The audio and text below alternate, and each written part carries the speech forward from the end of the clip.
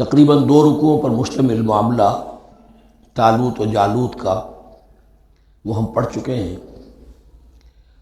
اور یہ گویا کہ اب غزوہ بدر کے لیے ذہنی اور نفسیاتی تیاری ہو رہی ہے۔ اور غزوات کے لیے جیسا کہ میں نے عرض کیا، جہاں سرفروشی کی ضرورت ہے وہاں انفاق مال کی بھی ضرورت ہے، تو اب یہاں بڑے زوردار انداز میں پھر انفاق کی طرف توجہ دلائی جا رہی ہے۔ وہی 4 ڈوریاں ذہن میں رکھیے، انفاق اللہ کی راہ میں یعنی جہاد بالمال، قتال جہاد بالنفس کی آخری شکل، اور شریعت میں عبادات اور معاملات، یہ 4 ڈوریاں گتھی ہوئی ہیں ان 22 رکوعوں کے اندر، جن پر دوسرا نصف جو ہے سورہ بقرہ کا مشتمل ہے۔ یا ایھا الذین آمنوا انفقوا مما رزقناکم من قبل ان یأتی یوم لا بیع فیہ ولا خلۃ ولا شفاعۃ، اہل ایمان خرچ کر دو ان چیزوں میں سے کہ جو اللہ نے تمہیں دی ہیں، اس سے پہلے پہلے کہ وہ دن آ دھمکے جس دن نہ کوئی خرید و فروخت ہوگی، نہ کوئی دوستی کام آئے گی، نہ کوئی شفاعت مفید ہوگی۔ والکافرون هم الظالمون، اور کافر ہی تو ظالم ہیں۔ اب یہاں کافر سے مراد کون ہے؟ کافر اصطلاحی نہیں، کافر معنوی، جو اللہ کے اس حکم انفاق کی تعمیل نہیں کرتا، دیکھتا ہے کہ دین مغلوب ہے، اس کو غالب کرنے کی جد و جہد ہو رہی ہے، اس کی کچھ تقاضے ہیں، مالی ضرورتیں ہیں اس کی، اور اللہ نے اسے قدرت دی ہے، اس میں خرچ کر سکتا ہے اور نہیں کرتا، وہ ہے اصلی کافر۔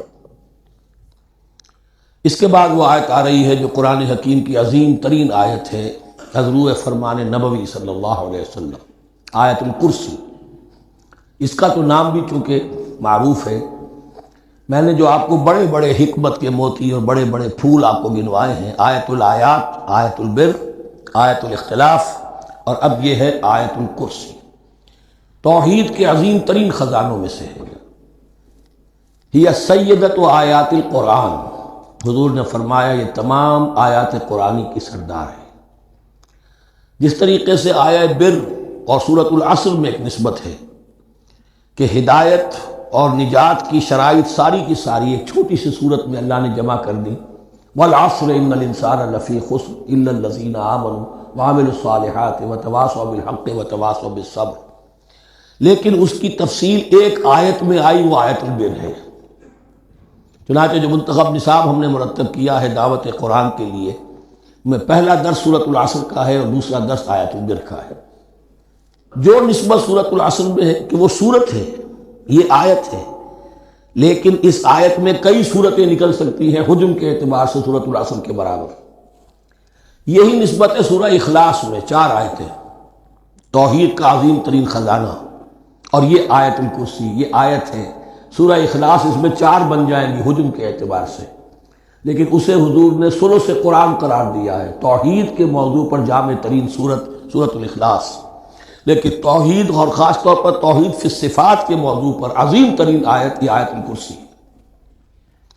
اللہ لا الہ الا ہو، اللہ وہ معبود برحق ہے جس کے سوا کوئی الہ نہیں، بڑا کیٹیگوریکل۔ الحی القیوم، وہ زندہ ہے از خود اور باخود، اس کی زندگی مستعار نہیں ہے۔ وہ جو کہا ہے کہ مانگ کے لائے تھے 4 دن، 2 آرزو میں کٹ گئے 2 انتظار میں، عمر دراز مانگ کے لائے تھے، اللہ کی زندگی ہے، اس کی از خود زندگی، کسی کی دی ہوئی نہیں، اور اس زندگی میں کوئی ضعف نہیں، کوئی کمزوری نہیں، کوئی احتیاج نہیں، آگے آ جائے گا، نہ اسے نیند آتی ہے نہ اونگ آتی ہے۔ قیوم، خود اپنی جگہ وہ زندہ جاوید ہستی ہے، اور باقی ہر شے کا وجود اس کے حکم سے قائم ہے، کوئی شے قائم نہیں ہے بغیر اس کے اذن کے۔ تو گویا کہ احد اور الصمد، اللہ اپنی جگہ احد، لیکن باقی پوری کائنات کے لیے صمد ہے، جو سورہ اخلاص میں 2 الفاظ آئے ہیں، قل هو اللہ احد اللہ الصمد، اللہ حی ہے اور قیوم ہے۔ لا تأخذہ سنۃ ولا نوم، اس پر غالب نہیں ہو سکتی نہ نیند نہ اونگ۔ لہو ما فی السماوات و ما فی الارض، آسمان اور زمین میں جو کچھ ہے اسی کا ہے۔ ملکیت تامہ، ملکیت حقیقی اس کی ہے۔ من ذا الذی یشفع عندہ الا باذنہ، کون ہے وہ جو شفاعت کر سکے اس کے پاس مگر اس کی اجازت سے۔ اب یہ مقام آیا ہے سورہ بقرہ میں پہلی مرتبہ، 3 مرتبہ کیٹیگوریکل ڈینائل کے بعد، کوئی شفاعت نہیں، کوئی شفاعت نہیں، کوئی شفاعت نہیں۔ یہاں بھی جو انداز ہے بہت ہی جلالی انداز ہے۔ من ذا الذی، کس کی یہ حیثیت ہے، کس کا یہ مقام ہے، کس کو یہ زور حاصل ہے کہ وہ اپنے اختیار کے بل پر، جو اپنی حیثیت کی بنیاد پر شفاعت کر سکے؟ ہاں، جس کے لیے اللہ اجازت دے دے۔ استثناء کے ساتھ شفاعت کا یہاں پر پہلی مرتبہ آیا، ورنہ سورہ بقرہ کے 6 رکوع کی دوسری آیت وَاتَّقُوا يَوْمًا لَا تَجْزِي نَفْسٌ عَن نَفْسٍ شَيْئًا وَلَا يُقْبَلُ مِنْهَا شَفَاعَةٌ وَلَا يُؤْخَذُ مِنْهَا عَدْلٌ وَلَا هُمْ يُنصَرُونَ۔ 15ویں رکوع کی دوسری آیت وَاتَّقُوا يَوْمًا لَا تَجْزِي نَفْسٌ عَن نَفْسٍ شَيْئًا وَلَا يُقْبَلُ مِنْهَا عَدْلٌ وَلَا تَنفَعُهَا شَفَاعَةٌ وَلَا هُمْ يُنصَرُونَ۔ اور اب اس سے پہلے کی آیت میں آ چکا ہے وَلَا شَفَاعَةٌ، کوئی شفاعت مفید نہیں ہوگی۔ لیکن یہ اس میں ایک استثناء ہے۔ اب یہ ذرا باریک مسئلہ ہے کہ شفاعت حقہ کیا ہے، شفاعت باطلہ کیا ہے، تو دورہ ترجمہ قرآن میں اتنی تفاصیل کے ساتھ بحث نہیں کی جا سکتی، وہ ایک علیحدہ موضوع ہے۔ حال ہی میں نے اس پر اپنے درس ریکارڈ کرا دیے ہیں۔ یعلم ما بین ایدیہم وما خلفہم، وہ جانتا ہے جو کچھ ان کے سامنے اور جس کو پیچھے ہے۔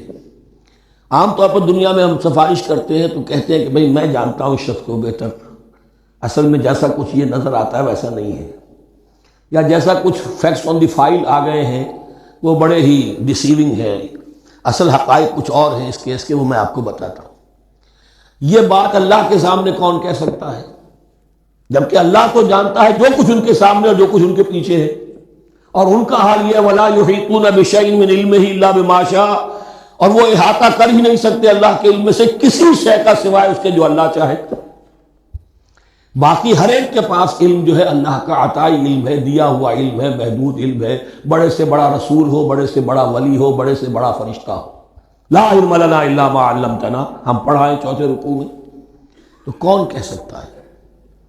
من ذا الذی یشفع عندہ الا باذنہ یعلم ما بین ایدیہم وما خلفہم ولا یحیطون بشیء من علمہ الا بما شاء وسع کرسیہ السماوات والارض، اس کی کرسی تمام آسمانوں اور زمین کو محیط ہے۔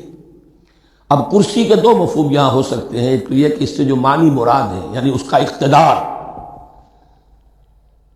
اس کی قدرت، اس کا جبر، اس کا اختیار، یہ اتھارٹی پوری کائنات کو۔ ایک یہ بھی ہو سکتا ہے کہ اللہ تعالیٰ کے لیے ہم نہیں جان سکتے، یہ آیات متشابہات میں سے ہیں کہ کوئی شے بھی ہو واقعتاً جس کو ہم اسے کرسی کہہ سکیں، عرش، کرسی، ان سب کے بارے میں یہ دونوں باتیں ذہن میں رکھیے۔ یہ بھی ہو سکتا ہے کہ ان کی کوئی مجسم حقیقت ہو جو ہمارے ذہن سے، ہمارے تخیل سے ماورا ہے، اور یہ بھی ہو سکتا ہے اس سے استعارہ مراد ہو، اس کا اقتدار و اختیار آسمانوں اور زمین پر چھایا ہوا ہے۔ وَلَا يَئُودُهُ حِفْظُهُمَا، اور اسے تکان تاری نہیں ہوتی، اس پر گراں نہیں گزرتا ان دونوں کا تھامنا، ان دونوں کی حفاظت، آسمانوں کی اور زمین کی۔ وَهُوَ الْعَلِيُّ الْعَظِيمُ، اور وہ العلی ہے، بلند و بالا، اور عظیم ہے، بڑی عظمت والا۔